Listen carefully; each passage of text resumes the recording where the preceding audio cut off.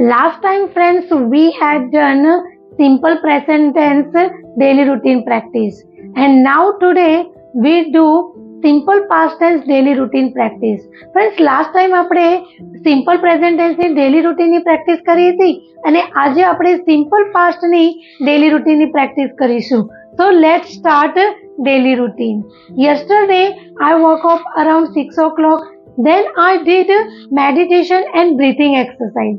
Then I took shower, brush my teeth. Later on, friends, I made breakfast with tea and I did worship around 15 to 20 minutes. Later on, I took breakfast with tea. Then, friends, I started house chores work and I cleaned my house.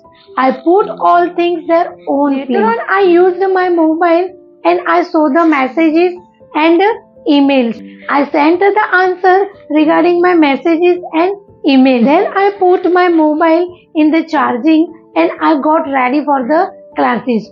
I left the house and later on I came back at home.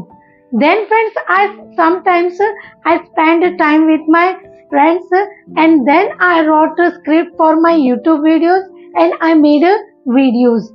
Later on I made dinner and I ate food. Watched social media around 20 to 30 minutes because I liked inspiration video.